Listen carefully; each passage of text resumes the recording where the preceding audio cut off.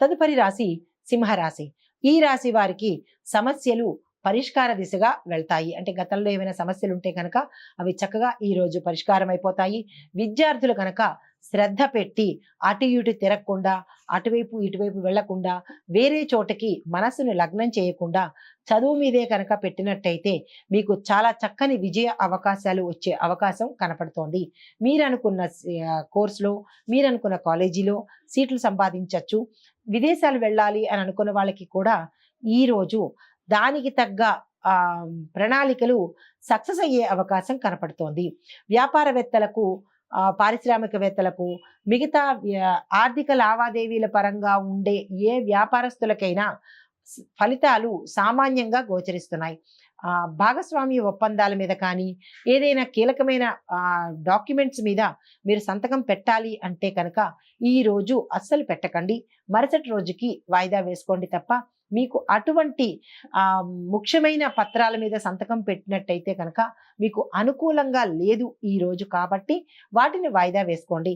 ఇంకా తప్పదు నేను పెట్టాలి అని అనుకుంటే కనుక వినాయకుణ్ణి తలుచుకుని, వినాయక ఆలయంలో కనుక ఆ స్వామివారి అనుగ్రహంతో మీరు తప్పదు అని అనుకుంటేనే చేస్తే మంచిదవుతుంది.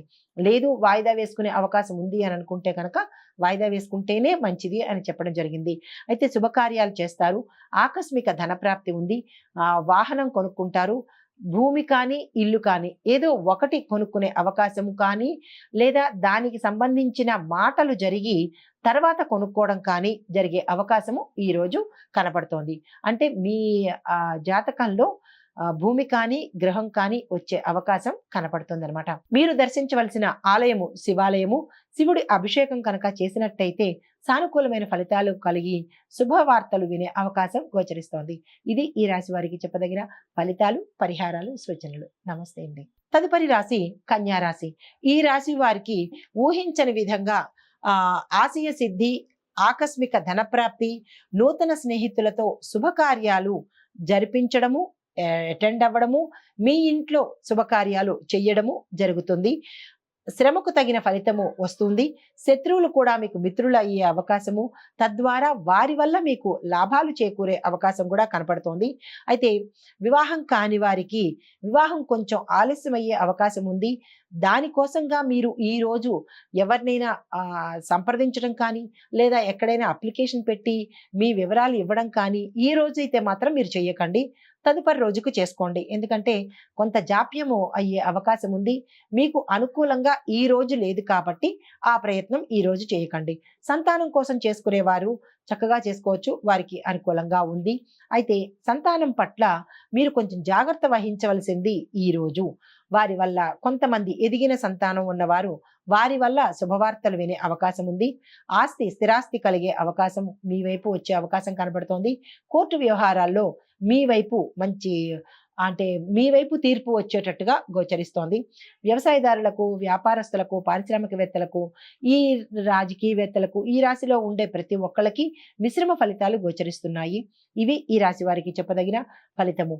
మీకు చెప్పదగిన పరిహారము ఏంటంటే నవగ్రహ ఆలయ దర్శనం చేయండి, శివాలయాన్ని సందర్శించండి, 5 ప్రదక్షిణాలు స్వామివారికి చేసుకోండి.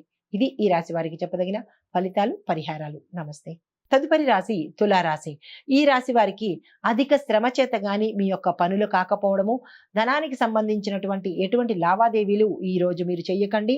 బంధువుల వల్ల విరోధము, స్నేహితులు మీకు శత్రువులుగా అయ్యే అవకాశము, మాట పట్టింపులకి మీకు చాలా దూరం వెళ్ళే అవకాశం కనపడుతోంది. కాబట్టి మీరు ఎటువంటి తగాదాల్లో కానీ సలహాలు ఇవ్వడం కానీ అవి అలాంటివి ఈ రోజు మీరు చేయకపోవడమే మంచిది.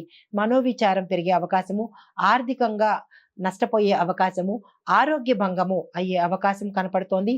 వ్యాపారంలో కొద్దిపాటి లాభం మాత్రమే మీకు కనబడుతోంది. అంటే ఒక 10% లాభం అనుకుంటే మీకు 2%, 3% మాత్రమే లాభం వచ్చే అవకాశం ఉంది.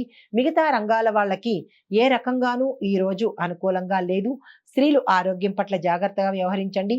కుటుంబంలో చిరాకులు, చిక్కులు, తగాదాలు వచ్చే అవకాశం ఉంది. కాబట్టి మీరు మాట పట్టింపులకు పోకుండా మాటను జాగ్రత్తగా వాడుకున్నట్టయితే అటువంటి ప్రమాదాలు జరిగే అవకాశం లేదు అన్నమాట. అయితే మీరు ప్రయాణాలు చేయవలసి వస్తుంది. కానీ ఆ ప్రయాణాల్లో మీరు తప్పనిసరి అయితే వెళ్ళడము, లేదు ఇంకా వెళ్ళాలి తప్పదు అని అనుకుంటే వెళ్ళేటప్పుడు జాగ్రత్త తీసుకోండి. లేదు మానుకున్నా పర్వాలేదు, పోస్ట్‌పోన్ చేసుకున్నా పర్వాలేదు అని అనుకుంటే కనుక పోస్ట్‌పోన్ చేసుకోవడమే చెప్పదగిన సూచన అన్నమాట. ఇది ఈ రాశి వారికి చెప్పదగిన ఫలితాలు. మీకు చెప్పదగిన పరిహారము ఏంటంటే, రావి చెట్టు దగ్గర తీయని నీరు వేస్తూ ఆ వృక్షానికి 19 సార్లు కానీ, 27 సార్లు కానీ ప్రదక్షిణ చేస్తూ నవగ్రహ ఆలయ దర్శనం చేసినట్టయితే కనుక సానుకూలమైన ఫలితాలు, శుభ ఫలితాలు వినే అవకాశం కనపడుతోంది. ఇది ఈ రాశి వారికి చెప్పదగిన పరిహారము, ఫలితము. నమస్తే. తదుపరి రాశి వృశ్చిక రాశి. ఈ రాశి వారికి పితృదేవతల యొక్క ఆశీస్సులు లభిస్తాయి. తల్లిదండ్రుల యొక్క ఆశీర్వాదంతో అన్ని పనులు చేసుకోగలుగుతారు. ధనవంతుల సహాయ సహకారాలు మీకు అందుబాటులోకి వస్తాయి. వ్యాపారస్తులకు, వాణిజ్యవేత్తలకు, పారిశ్రామిక రంగం వాళ్ళకి, రియల్ ఎస్టేట్ రంగం వారికి కూడా ఈ రోజు చాలా చక్కగా అనుకూలంగా ఉంది. మీరు ఏదైనా విస్తరించాలనుకున్నా, అంటే మీ కొత్త వ్యాపారాలు విస్తరించాలన్నా, ఏజెన్సీలు పెట్టాలన్నా, వాణిజ్య అంటే రియల్ ఎస్టేట్ వాళ్ళు కొత్త వెంచర్లు వేసుకోవాలన్నా ఇది చక్కని అనువైన కాలం కాబట్టి మీరు ఆ దిశగా ప్రయత్నాలు చేయండి. ఆర్థికపరమైన లావాదేవీలు మీకు కలిసి వస్తాయి. ఇంట్లో శుభకార్యాలు చేస్తారు. వివాహం కాని వారికి వివాహం అయ్యే అవకాశము, వారికి అనుకూలమైన సమయము. సంతానం కోసం కూడా ప్రయత్నం చేసే వారికి ఈ రోజు అత్యంత అనుకూలమైన అవకాశం కనపడుతోంది. గృహంలో శుభకార్యాలు చేస్తారు.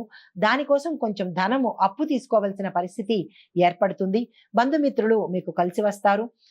మిగతా రంగంలో ఉన్న వాళ్ళకి, అంటే సోషల్ పరంగా, అంటే సినీ, టీవీ నట వర్గం వారికి కానీ, రాజకీయ పరంగా ఉన్న వారికి కానీ అత్యంత పేరు ప్రఖ్యాతలు కలిగి సన్మానాలు, సత్కారాలు, పారితోషికాలు ఎక్కువగా వచ్చే అవకాశము, రాజకీయ రంగంలో ఉన్న వాళ్ళకి ఉన్నత పదవులు వచ్చే అవకాశం గోచరిస్తోంది. ఇది ఈ రాశిలో ఉండే స్త్రీలకు, పురుషులకు, అన్ని రంగాల్లో ఉన్న వాళ్ళకి కూడా వర్తించే ఫలితాలు ఇవి. మీకు చెప్పదగిన పరిహారము, మీరు విష్ణు ఆలయాన్ని సందర్శించడము, వెంకటేశ్వర స్వామి ఆలయాన్ని సందర్శించి మీ పేరుతో అష్టోత్తరనామ పూజ కనుక చేయించుకున్నట్టయితే విశేషమైన ఫలితాలు, శుభవార్తలు వినే అవకాశం గోచరిస్తోంది. ఇది ఈ రాశి వారికి చెప్పదగిన ఫలితాలు, పరిహారాలు. నమస్తే అండి.